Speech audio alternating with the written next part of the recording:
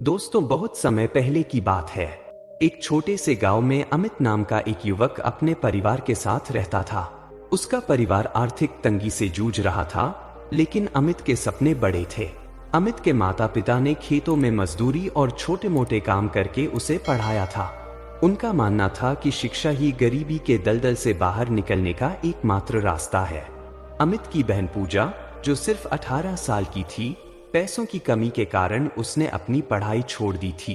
उसने अपने सपनों को त्याग दिया था, लेकिन उसे इस बात का गर्व था कि उसका भाई पढ़ लिख कर उनकी जिंदगी को बेहतर बनाएगा। अमित खुद भी अपने परिवार के त्याग से परिचित था। वह अक्सर सोचता था, माँ और बाबूजी ने मेरी पढ़ाई के लिए कितनी मुश्किलें उठाई। पूजा ने भी अपने सपनों को दबा दिया। मुझे उनकी उम्मीदों पर खरा उतरना है। मुझे ऐसा काम करना है जिससे मैं उनका सिर गर्व से ऊंचा कर सकूं। लेकिन अमित के मन में अक्सर सवाल उठते थे। क्या सिर्फ पढ़ाई करना ही काफी है? क्या मेरे पास ऐसा हुनर है जो मुझे दूसरों से अलग बनाता है? और अगर नहीं, तो मैं अपने सपनों को कैसे साकार करूंगा? अमित की सोच में अक्सर यह द्वंद्व चलता था। वह अपने भविष्य को लेकर चिंतित रहता था, लेकिन भीतर से उम्मीद भी थी कि एक दिन सब ठीक हो जाएगा। अमित ने अपनी पढ़ाई पूरी करने के बाद गांव में नौकरी की तलाश शुरू की। सबसे पहले वह गांव के गोदाम में गया, जहां मजदूरी का काम उपलब्ध था। लेकिन वहां की तनख्वाह इतनी कम थी कि उससे परिवार का पेट भरना भी मुश्किल होता। उसने सोचा, अगर मैं यह नौकरी करूंगा तो माँ बाबूजी के लिए घर बनाना और पूजा की शादी के सपने पूरे करना तो दूर, अपने खर्चे भी नहीं निकाल पाऊंगा। उसने वह नौकरी ठुकरा दी और आगे बढ़ा। इसके बाद अमित ने पास के कस्बे का रुख किया। वहां कई फैक्ट्रियों में काम की तलाश की, लेकिन हर जगह उसे निराशा हाथ लगी। जहां भी वह काम देखने जाता, या तो तनख्वाह बेहद कम होती या उसके लिए कोई काम उपलब्ध नहीं था। जब भी वह असफल होकर लौटता, उसकी उम्मीदें थोड़ी और टूट जाती। वह सोचता, क्या मेरी मेहनत और पढ़ाई बेकार गई? क्या मेरी किस्मत में कोई भी अच्छी चीज नहीं लिखी है? अगर मैं इतना अयोग्य हूं, तो भगवान ने मुझे सपने क्यों दिखाए? दिन बीतते गए और अमित की हताशा बढ़ती गई। उसके मन में सवालों का सैलाब उमड़ता था। क्या मेरे फैसले गलत थे? क्या मुझे उसी गोदाम में काम शुरू कर देना चाहिए था? लेकिन अगर मैं छोटा सोचूंगा तो बड़ा हासिल कैसे होगा? एक दिन अमित एक फैक्ट्री में नौकरी मांगने गया, लेकिन वहां भी उसे निराशा ही हाथ लगी। थकाहारा और गहरे विचारों में डूबा अमित वापस गांव की ओर लौटने लगा। रास्ते में एक पुराने बरगद के पेड़ के नीचे एक साधु ध्यानमग्न बैठे थे।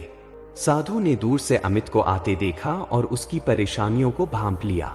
जैसे ही अमित उनके पास से गुजरा, साधु ने उसे आवाज दी, बेटा, तुम इतने उदास क्यों लग रहे हो?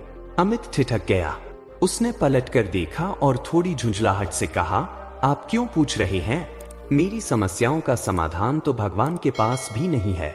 साधु मुस्कुराए और बोले, भगवान ने तुम्हें रास्ता दिखाने के लिए ही मुझे यहाँ भेजा है। आओ, मेरे पास बैठो और अपनी परेशानी बताओ।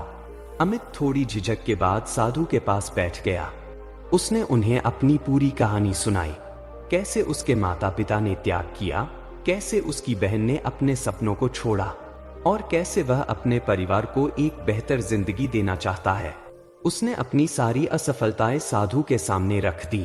अमित की बात सुनने के बाद साधु ने कहा, बेटा, भगवान सबसे पहले उन लोगों की परीक्षा लेते हैं जिनके सपने बड़े होते हैं। लेकिन सपनों को पूरा करने के लिए धैर्य और सही दिशा में मेहनत करना जरूरी है। तुम अपनी असफलताओं को इतनी गंभीरता से क्यों ले रहे हो? असफलता तो सफलता का पहला कदम है। अमित ने उलझन में पूछा, लेकिन मैं कहाँ जाऊं? क्या करूं? मेरे पास कोई दिशा नहीं है। साधु ने समझाया, अगर आज तुम्हें कम तनख्वाह वाली नौकरी मिल रही है तो उसे स्वीकार करो। हर छोटा कदम तुम्हें मंजिल के करीब ले जाता है। याद रखो, किसी भी मंजिल तक पहुंचने के लिए पहला कदम उठाना सबसे जरूरी होता है। कर्म करो और फल की चिंता मत करो।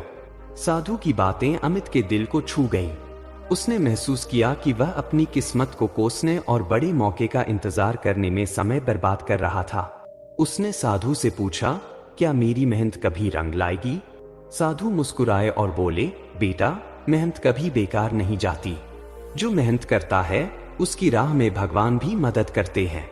लेकिन तुम्हें अपने छोटे कदमों को नजरअंदाज नहीं करना चाहिए। जो आज छोटा दिखता है वही कल बड़ा बनता है। अमित ने साधु का धन्यवाद किया और कहा, आज से मैं अपनी सोच बदलूंगा। आपने मेरी आंखें खोल दी। अमित ने उसी दिन से पास के गांव में एक छोटी नौकरी स्वीकार कर ली। भले ही तनख्वाह कम थी, लेकिन उसने मन में ठान लिया था कि वह इसे अपने सपनों का पहला कदम मानेगा। दिन ब दिन वह अपने काम में ईमानदारी और मेहनत दिखाने लगा। उसकी लगन को देखकर उसके मालिक ने उसे नई जिम्मेदारियां दी। कुछ वर्षों में उसने अपनी स्थिति को बेहतर बना लिया। उसकी नौकरी में तरक्की हुई और धीरे धीरे उसने अपने परिवार की आर्थिक स्थिति सुधार ली। अमित ने अपनी बहन पूजा की शादी धूमधाम से की और अपने माता पिता के लिए एक सुंदर घर बनवाया। उसने अपने परिवार को वह हर खुशी दी जिसका उन्होंने सपना देखा था। अमित की कहानी यह सिखाती है कि सपनों को साकार करने के लिए धैर्य और कर्म का साथ जरूरी है। असफलता से डरने के बजाय हमें उसे अपने मार्गदर्शक के रूप में देखना चाहिए। जैसे साधु ने कहा था, हर बड़ा सपना छोटे कदमों से ही पूरा होता है। मेहनत और धैर्य से सब कुछ संभव है। इस कहानी से हमें यह सीखने को मिलता है कि सपनों का पूरा होना सिर्फ उनकी कल्पना तक सीमित नहीं है।